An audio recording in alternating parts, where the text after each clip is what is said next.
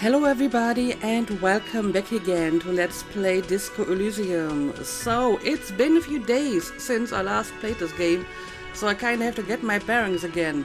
But I'm pretty sure the last thing we did was talk to the union leaders, and I guess it gave us a bunch of pretty interesting information. But maybe even more interesting is the fact that we found a key that might be the key to our mysterious blue door in the kitchen. So maybe, before doing anything else, that's what I'm going to check out first. I got the impression that she doesn't really like working for these people, but she's doing a good job, nevertheless. But yeah, let's check out the door. You see a heavy steel door with a prominent dimple lock. It's painted blue. Alright, try the workshop spare key on the door. The key fits the dimple lock. It takes a bit of effort to turn it after all these years, but then the lock clicks. Alright. The darkness before you smells like engine grease and cut wood. Here we go. I guess we can open it now. Yep. Let's see what's inside. Okay, this does look like some kind of storeroom. And we have pinball machines? Alright, let's investigate. This pinball says Franco-Nigerian. The theme is horses and swords. Because of the Franco-Nigerian cavalry, I presume. This pinball is a white Diora. The back glass shows a female figure in mourning. Alright. No idea what that is about. A note, NB. The spare key is tied to the bush outside the corner room window. A little bit pointless to put that note inside the room that is locked, is it not? Ooh, that's actually quite a bit of money. I'll take it. And it looks like we have another pinball machine over here. Over there, in the corner. Yep, it's a pinball machine, alright. Not just any pinball machine. This is the pinnacle of pinball. Cornelius Gordy and the Mountain Goats. It's lit. You can't wait to get your hands on it. The pinnacle of pinball, Cornelius Gordy and the Mountain Goats. Alright, Kim, are you seeing what I'm seeing? Point to the machine. Let's take a closer look. Pull out the machine. No, I'm out. I'm pretty sure Kim can see it as well, but what do you think about this? The pinball machine. Gordy's Goats. A classic.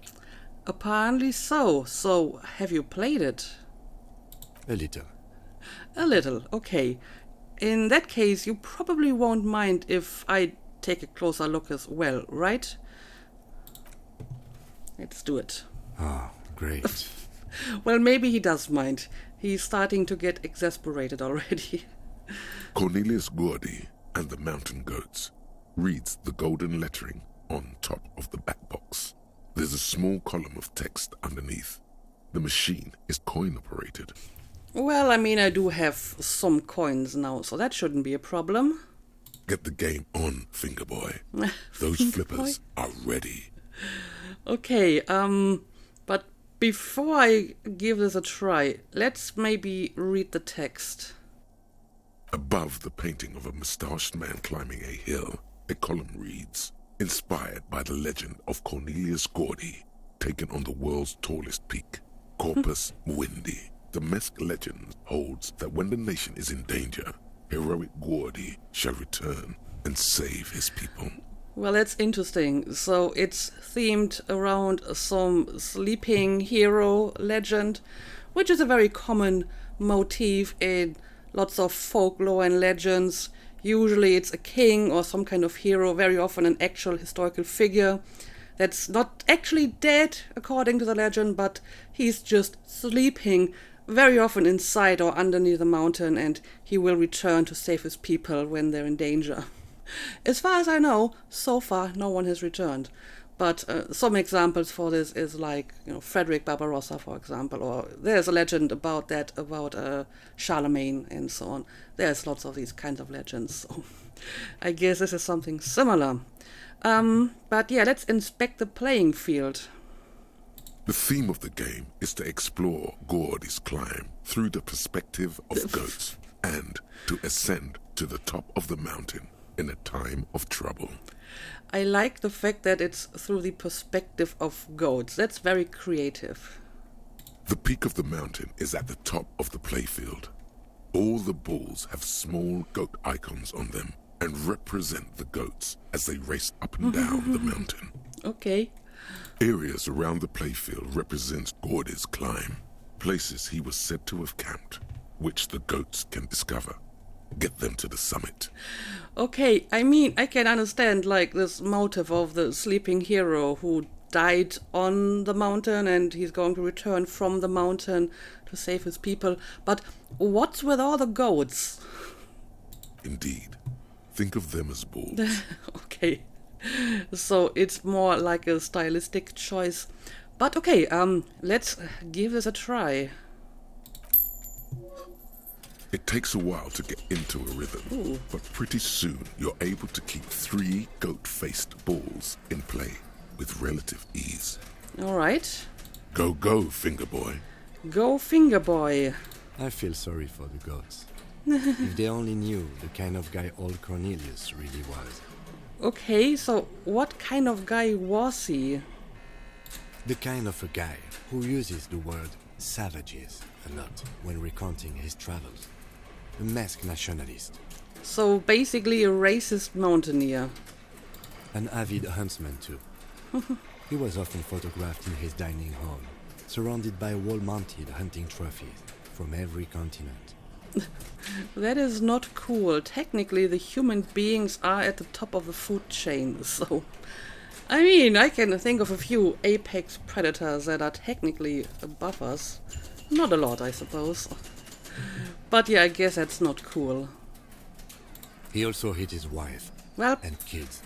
Other people's kids too. Sometimes pets. Hateful little man. okay, I think I'm going to trust you on this. But you seem to be having fun. I mean, it's just a pinball game.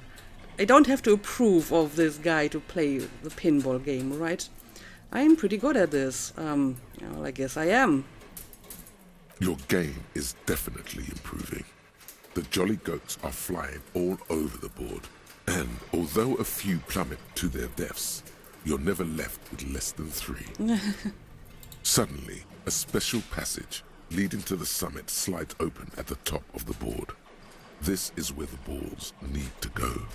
Alright, let's concentrate and aim for the narrow passage. Maneuvering a goat ball into a position for a perfect hit isn't easy.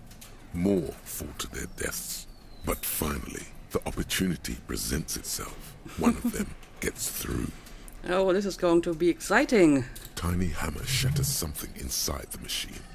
Something glass. Okay, what does this mean? The words "pale rupture" light up on the speaker panel, and the machine starts filling with a thick, milky fog. Oh dear. Something's happening. Is it supposed to happen like this? Congratulations. This is where the game ends. It's a cheap way of getting more money out of the players. A stupid nihilistic finale. Oh, so basically they're filling the pinball machine with fog so you can't see the ball anymore. There's so much fog, you can barely see anything. Some is actually leaking out of the machine, and one by one, your goats start slipping, disappearing into the milky nothingness. So this is all part of the game, I see. This can be navigated. The balls leave almost imperceptible disruptions in the fog. Use them to calculate where they hit next. Alright, let's see if I have enough, I don't know, visual calculus for this. You're down to your last goat, going mostly by sound.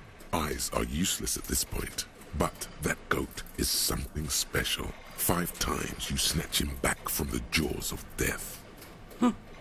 Kim, it can be done, just watch. Reaction speed legendary. Stay on the ball. Why do they even make these if it's impossible to win? This is a red check. It cannot be retried. I mean, it's an even chance, so I guess I should at least give it a try. So yeah, I'm sure it can be done. I am. I've seen it before. Played it too. You will eventually make a mistake, and then it's all over. Okay, let's see. Only the tension in his posture betrays his interest. Here we go, even chance. With automation-like precision, you keep the final goat ball in play, reacting to the tiniest stimuli, floating in the flow state. The fog is clearing, and suddenly the old speaker crackles. Gordy ball is lit. Gordy ball is lit. Huh? Have you seen it? Apparently I did it. A panel opens up at the top of the playfield, and a new ball charges downhill. It's larger than the goats. Oh no, there's more. Black. Cornelius spell the white letters running across the equator. Okay, so I guess I have to continue to play. So violent is its descent, it immediately knocks the last goat into the abyss. Then proceeds to bounce all across the board as if carried by some demonic otherworldly inertia. High score, announce the speakers, and the whole machine lights up. Then the flippers retract, leaving a perfect opening for the Gordy ball to join the goats backstage. Cornelius vanishes, and the machine powers off. Okay, well, apparently I did achieve a high score, so that's something. That's amazing. The lieutenant mumbles. He sounds a little out of breath. Okay, apparently this was actually quite the feat. I think I won, Kim. Yes, apparently I did. You didn't just win. No one I know has ever beaten Gordy's goats. That is a monumental achievement, Detective. Okay, well, I didn't realize that it was so special to win at this game. I actually feel very accomplished now. Who's the king of pinball, Kim? Hold out your fist. Yes, let's bro fist, or let's aces high, or whatever. That's what we do in this situation, right? Congratulations, Your Highness. That was really impressive. Okay, so apparently we were just bro fisting. The machine needs a good service before anyone else can even attempt it again. Okay, well, this was completely pointless but oddly satisfying, so I guess it's time to move on. Yes. Good times. The lieutenant gives Cornelius Gordy and the mountain goats one last look. Once again, the machine becomes one with the dust and the darkness. Alright. Well, that was fun. So I can't play again even if I wanted to? The machine is dead and silent. It needs serious maintenance before anyone can play again. Apparently, if you get a high score, you essentially defeat the machine and then it needs to be repaired. I don't think I got like any money out of it though, right? It's not like you win a prize if you get a high score or whatever. Oh, what is this? All these mesmerizing machines, just waiting to be plugged back in and played. Run your finger across the dust of the white Diora machine. Right, what about this one? Can we play this one as well? Feels like it might jump back to life any moment. The lights illuminating the white-robed woman. What's white Diora? How about we fire one of these bad boys up and play some ball? Well, we already did, but I wouldn't mind playing another game. But yeah, what exactly is white Diora? Some kind of inane pinball thing. Probably related to Messina during the DeLorean age. The history themes are the worst. Why? I like history themes, and I mean, this apparently is also kinda history themed, as was this one. Diora was one of the 3 crown cities of the DeLorean era, on the Muindi Isola, the others being Ria Silvia and Advesperasket. This theme is all about early airships and beautiful, sad, pearl-laden women. It's quite nice, actually. It does sound quite nice, so I don't know what's your problem with this, Kim. The lieutenant grimaces, looking at the machines. How about we fire one of these bad boys up and play some ball? Sounds like you don't enjoy pinball, Kim. I mean, you certainly enjoyed watching me win this game over here. So, yeah, I don't know, can we play this game as well? You can't fire them up. They are broken. Only that one machine in the main hall works. The Royalist pinball. He looks away. Well, I mean, this one apparently worked enough for at least one game. What a dumb name. Royalist Pinball. If they weren't broken, he would kick one of these machines about now. What is this supposed to be? Think, Kim Kitsuragi, Kim Kitsuragi. I mean, it's a very high check, so I should be able to pass this with flying colors. Let's see. Or should I pick this option first? Yeah, what's with you and pinball? No, I love it. I love pinball. Who doesn't love pinball? Let's move on. Right. He doesn't. Well, like I said, he seemed very captivated by me winning this one. What about the other one, the Franco-Nigerian ball? Wanna play that? Yeah, what about that one? No. But apparently my encyclopedia can maybe dig up some information about Kim. Maybe some information that tells me that he does actually enjoy pinball. Kim, Pinball, Kitsuragi. AKA Kimball. So maybe he does like playing pinball, and for some reason he doesn't like to admit it. Exactly. That's what he's known as.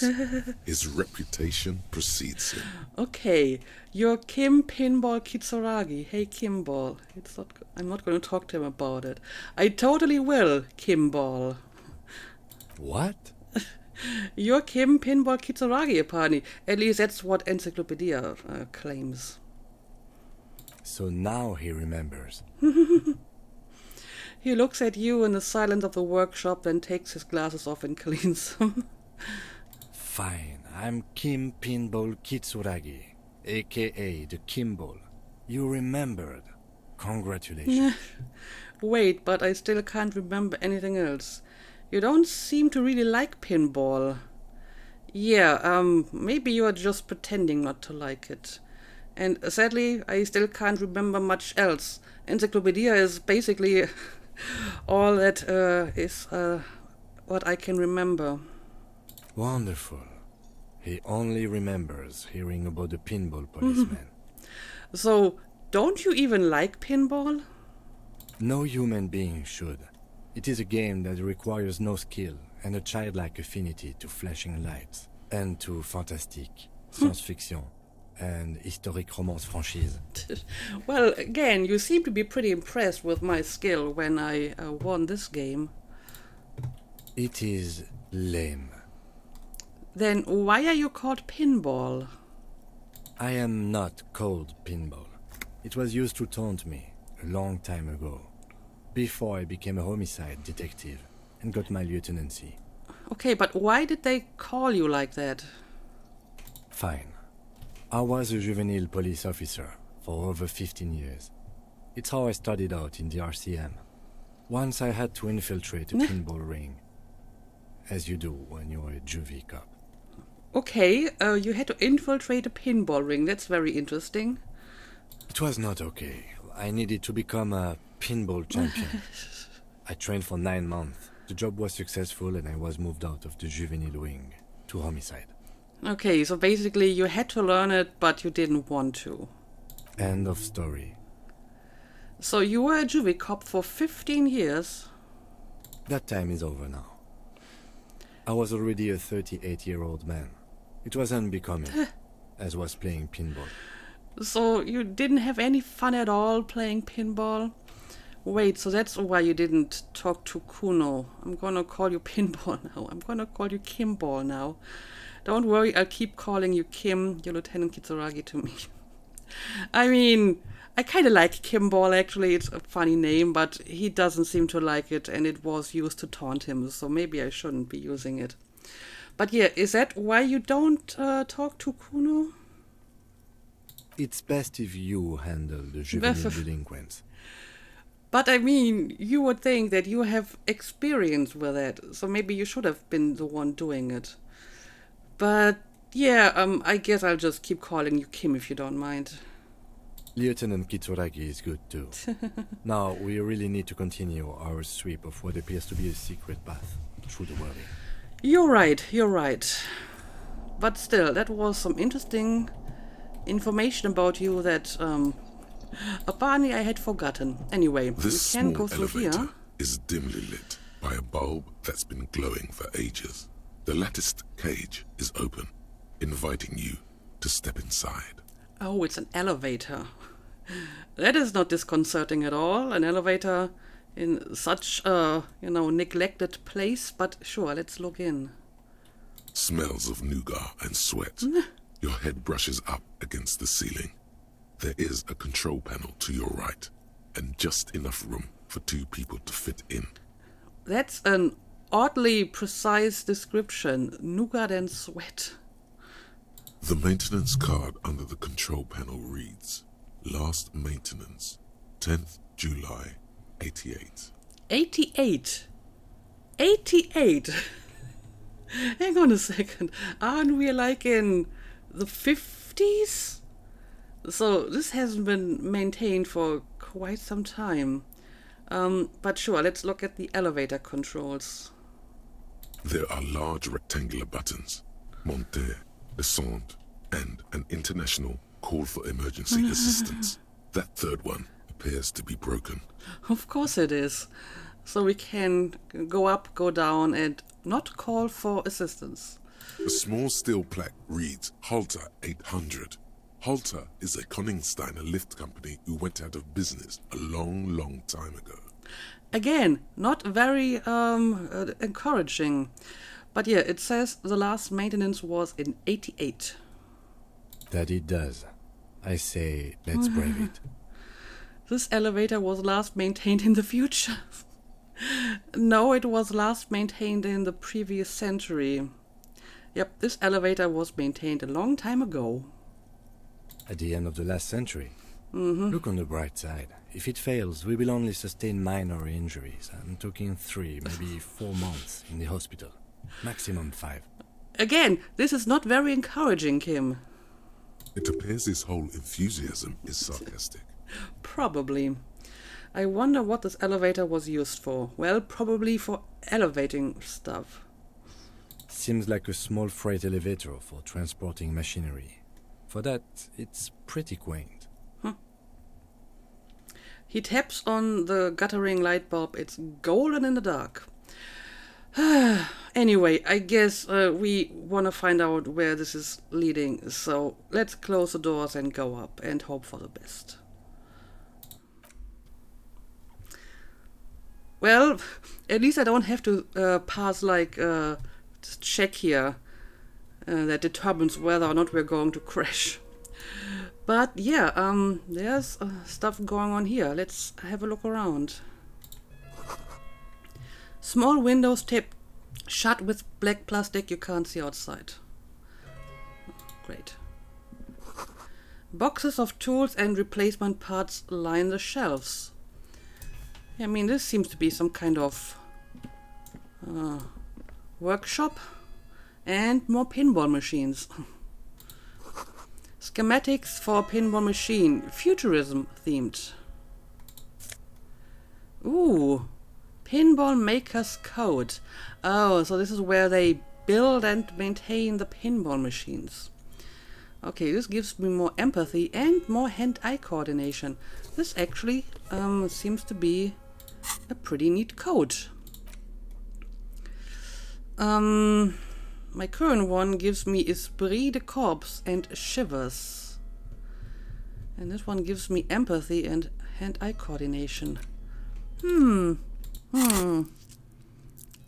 I mean, hand-eye coordination isn't bad. My empathy kinda sucks. But so does my esprit de corps. I mean, I can probably increase this with maybe my next level up. My shivers is kind of bad as well, actually. So maybe I'm going to keep the one that I currently have.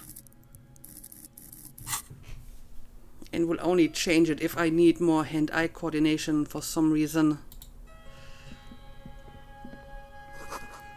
The pinball machine has been taken apart and gutted.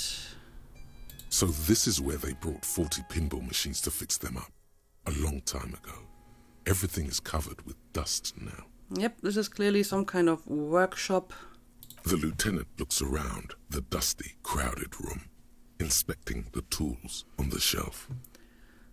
Looks like they gave up on fixing the pinball machines at some point. This used to be a pinball workshop. Not interested.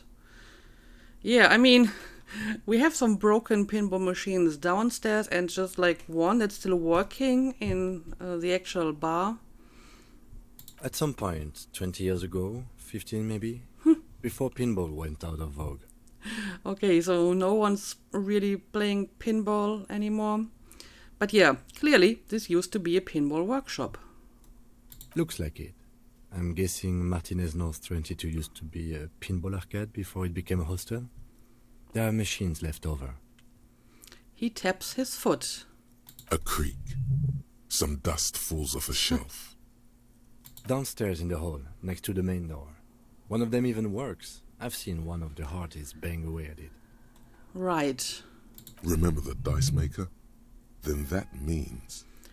Whirling in Rex was once the East Delta Pinball Arcade. This is all left over from that.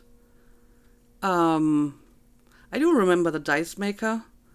I'm not sure why reaction speed is coming to this conclusion, but okay. Ah, yes, as the novelty dice makers said.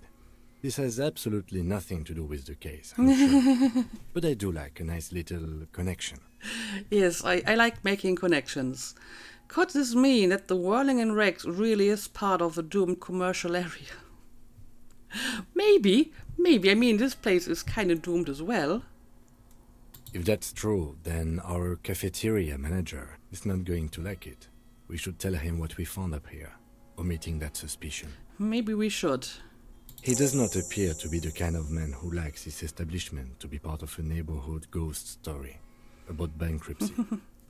Also, do not discard the potential connections here just yet. Maybe in the end they will all connect to a greater something. Stupid superstition. But still, it would be interesting to see what the cafeteria manager thinks of this. I will try to remember to talk to him about it. Alright, what else do we got here? Ooh, will you look at that? Footprints? You clearly see footprints in the downy carpet of dust covering the workshop floor. Okay, but the question is, how old are these footprints? Jackpot. These, unlike everything else here, are new. Someone's been here within the last week or two. So clearly someone else is having keys for this place. 3 weeks maximum from the dust coverage. It could easily have been 1 week too. You know, officer. He looks at you. This is so good it makes him forget the whole pinball memory. Well, that's good to know. It was a stereo investigation after all. It has now converged with our main investigation, adding a new fact to consider. See, things can be connected to each other, even if it doesn't look like it at first glance. Are you glad that I insisted on investigating the blue door in my stereo investigation now? Okay, what does this mean? Let's have a closer look then. Crouch, study the footprints. Yeah, what do you think what this is all about? It means someone snuck through what seems like a secret route, behind our rape victim's room in the recent weeks. This may prove to be significant. This may indeed be significant. So let's have a closer look. Large prints, most likely made by Boots. The size is hard to determine. Sole could be bigger than Vamp.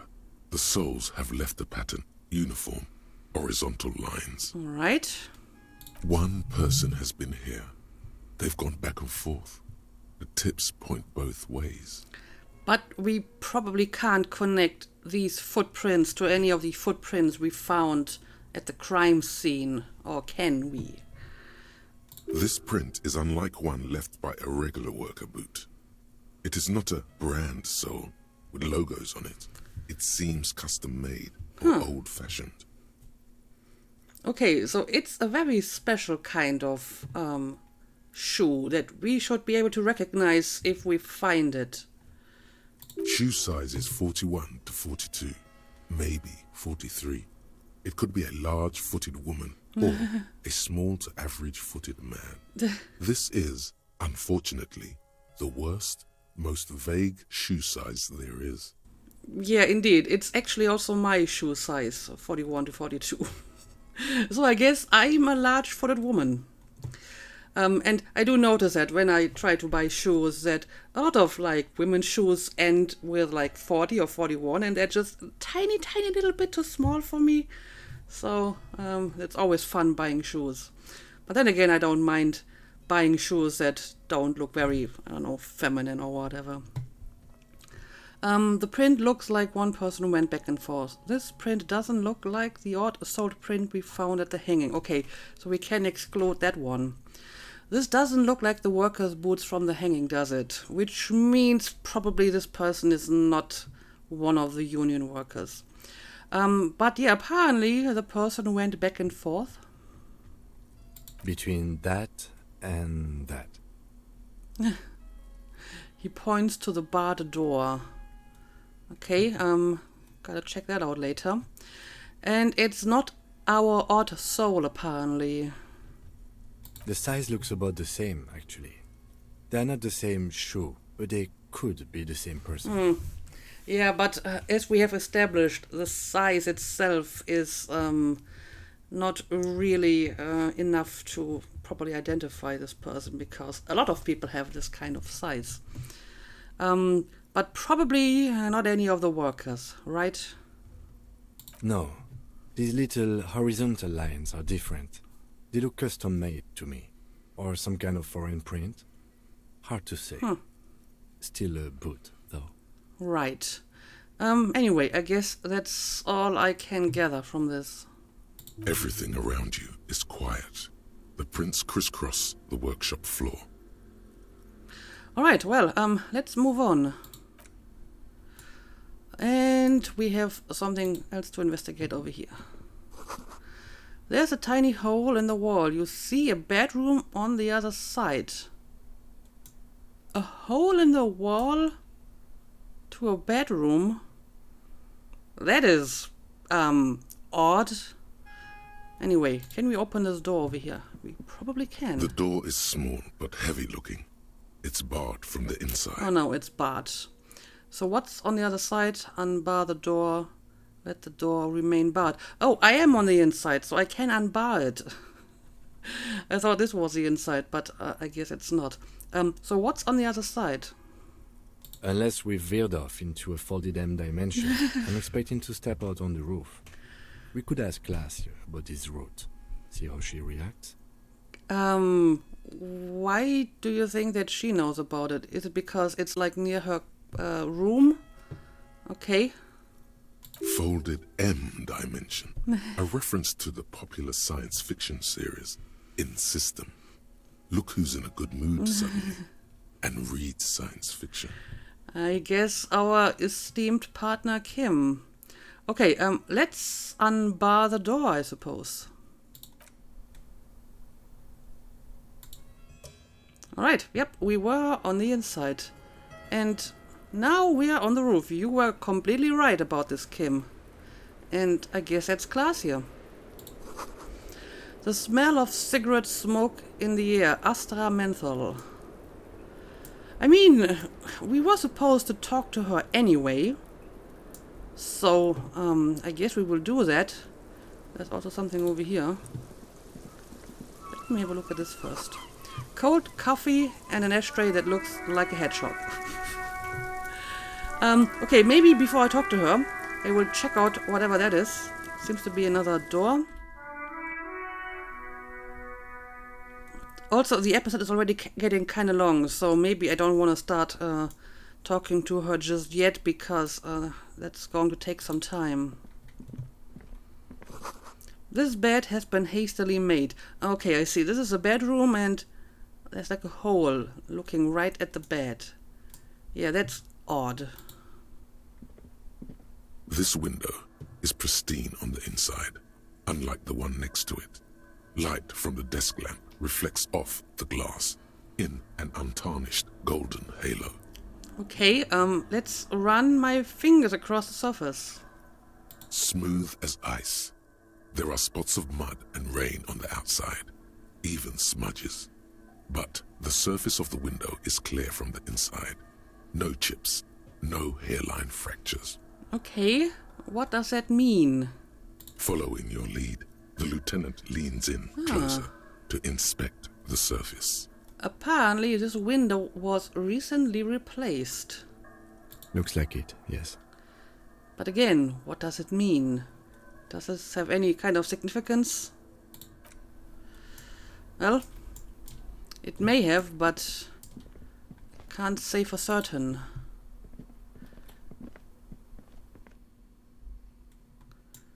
Okay. Are we... Oh, I see. This is the room that we couldn't enter because she wasn't opening. So this is basically Classia's apartment or whatever. Okay, let's look around a bit. Hotel bill calculations. Look like she's had an extended stay. Piles of dirty clothes. A woman's. Alright. And what is this? Okay, this is just like the bathroom. You see the yard below. The corpse is no longer hanging there. Yep, we already took care of that problem. This medicine cabinet is full of wares. Sheets of pills, haphazardly stacked, one on top of the other. There's also a toothbrush somewhere in there. Okay, let's look at the toothbrush. It's been used quite a lot. But not for scrubbing blood off towels or anything else interesting, it seems. Why would you even think that this is what it was used for? And we have some medications here. Pharmaceuticals line the shelves, sheet upon sheet of pill bottle next to pill bottle. Acetylic acid, APAP, eye drops, blood thinners. Well, there is indeed quite the collection in here. Anything of note? Well, let's have a look. Pill bottles rattle like bones as you search the cabinet. Paracetamol, histoperidol, something in a foreign language you can't read. Behind them, an unusually shaped nasal spray. Its label reads, Necra. What is Necra? Necra.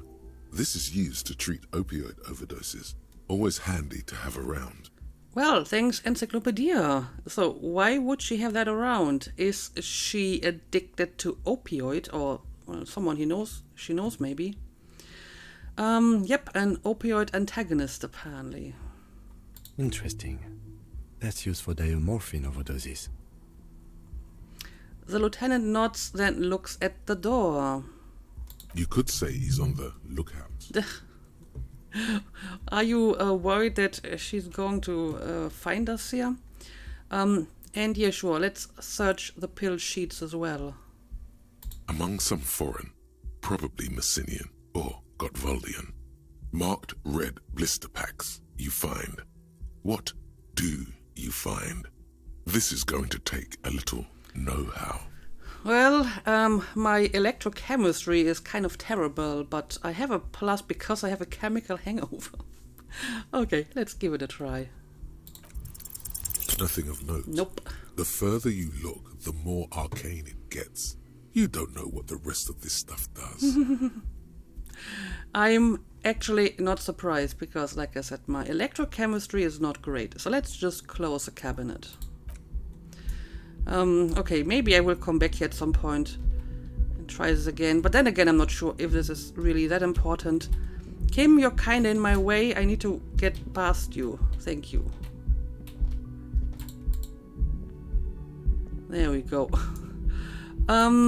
yeah, I guess that's really all we can do here.